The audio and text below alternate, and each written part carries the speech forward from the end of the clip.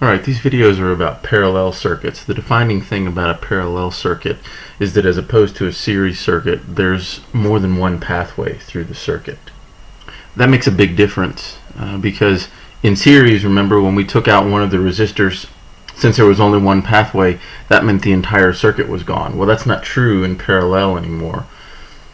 Truth is, in parallel, as long as it's not on the main line, a break anywhere in the circuit doesn't affect the other resistors.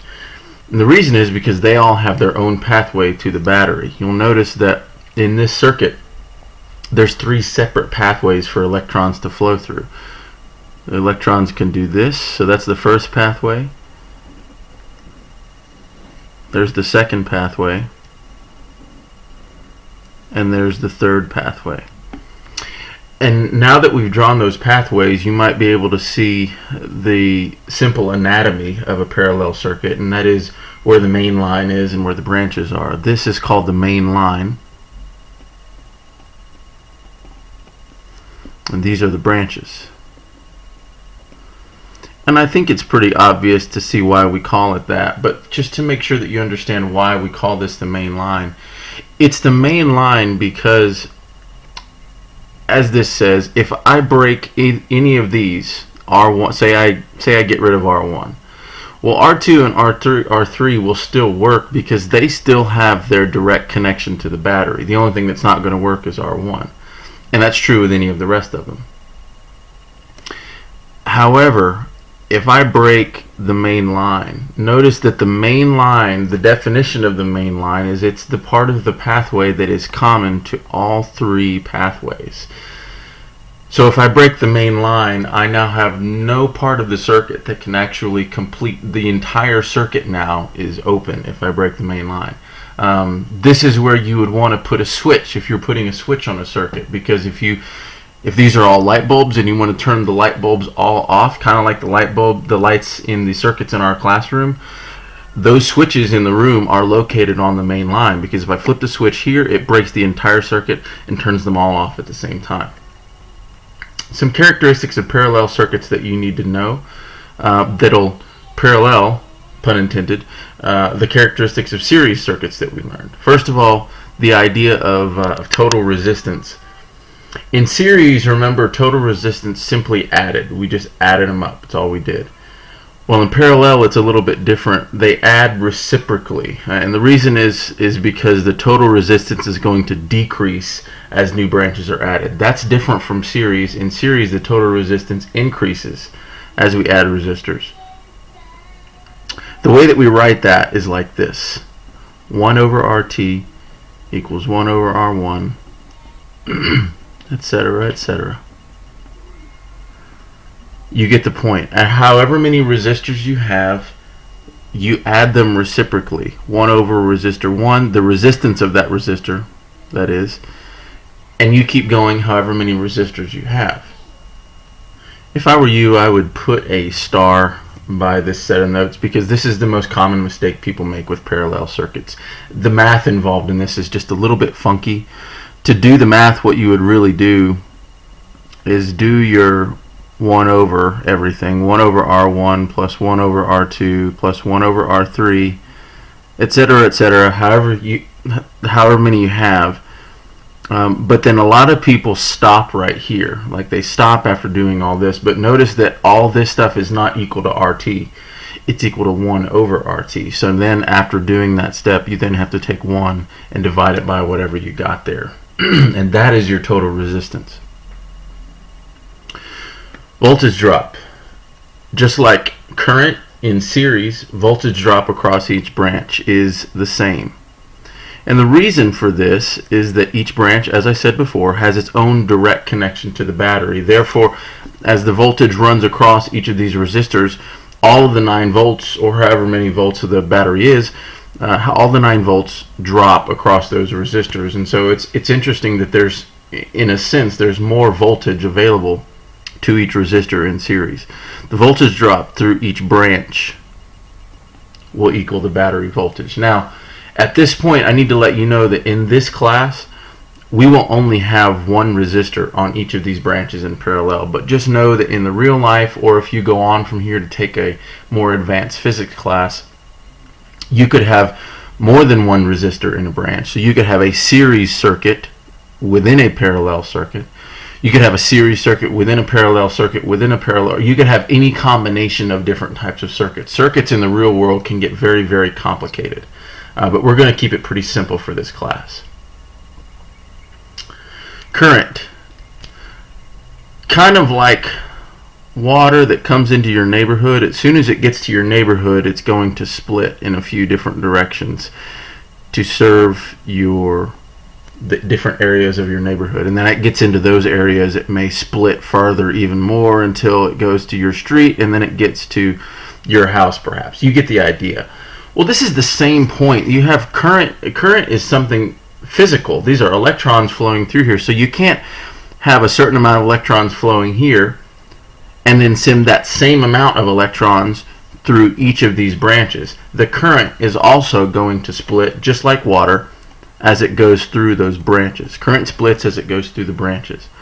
And the sum of the current in the branches is going to equal the current in the main line. And you need to know that the main line and the total current is the same thing. When we do that VIR chart, that total current at the bottom is what we call the main line. The amount of current that goes through each branch is inversely proportional to the resistance in that branch. In other words, the higher the resistance in the particular branch we're talking about, the lower the current is going to be that goes through that branch. And the reason is because, as we've already learned, resistance and current are inversely related. The higher the resistance, the lower the current. So in other words, if we look at our chart here for this particular circuit, think to yourself, which one of these resistors, R1, R2, or R3, which branch is going to get the least amount of current? Think about it. Well, hopefully you can figure out that the one getting the least amount of current will have the greatest resistance. So that's going to be the R1. We'll have very little current through here and quite a bit of current through these two, although R3 is going to get the greatest amount of current because it has the lowest resistance. The reason for this is because electricity takes the path of least resistance, or at least it prefers to take the path of least resistance, kind of like a lot of you, right? That was a joke in case you didn't catch it. To calculate the current in each branch, we're going to use Ohm's law. Ohm's law for current is I equals V over R, and that's no different for total current as well. To calculate total current, it's still going to be I equals V over R, except the V and the R in this case are going to be total V and total R. Now, we're going to talk about how to analyze parallel circuits, but before we get there, we need to discuss the significance of parallel circuits. Parallel circuits are definitely much more significant to know about than a series circuit are, because homes, buildings, most everywhere else that we're in publicly are wired in parallel. Series circuits are actually rarely used. And you might be able to figure out why, and I've mentioned this in class. Think about in series, like imagine the plugs in your home. If they were wired in series, the only way to run a device plugged into an outlet would be to plug something into every other outlet on that circuit if they were wired in series. And not only to plug something into those outlets, but to run them all at one time. Because remember, in series, you have to have everything connected up and everything running because there's only one pathway through that circuit. Well, in parallel, the beauty of parallel is that doesn't have to happen. Each of these has a direct connection to the battery, so we don't have to run everything at one time. I can plug something into this part on the circuit, and I don't have to run these two to get it to run because I have a direct connection to the battery. Now, that's a good thing, and that can be a bad thing. So homes are wired in parallel for that reason. So the advantage of parallel circuits is that not everything has to be on at once.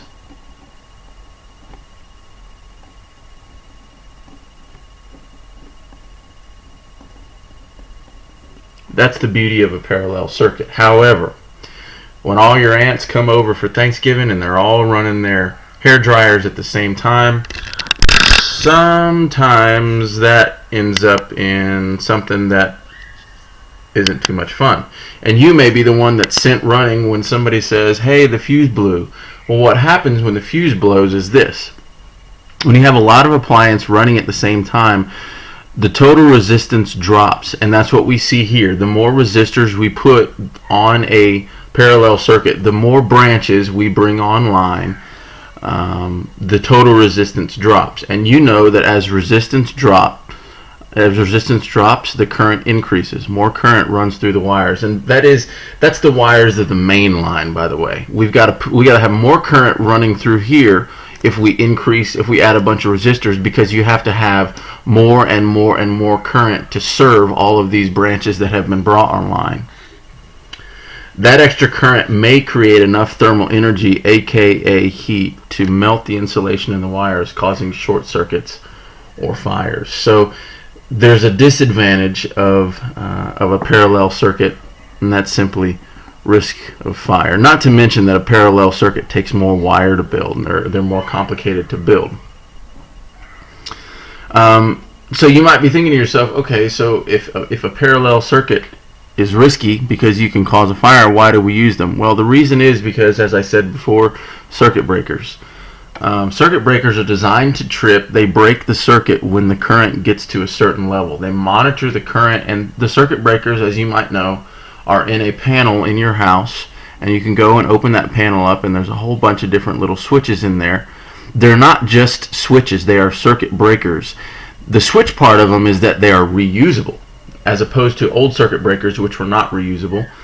So all we have to do is turn them back on again. But what they do is they monitor the circuit, and they trip, they turn off, they open the circuit when the current gets too high. So all of those circuit breakers are located here on the main line, and so the circuit, when the current gets too high, that circuit breaker trips. It cuts the electricity to all of the devices, all the plugs or whatever there are on that branch, keeping the house safe. So it cuts off the electricity when current levels become dangerously high.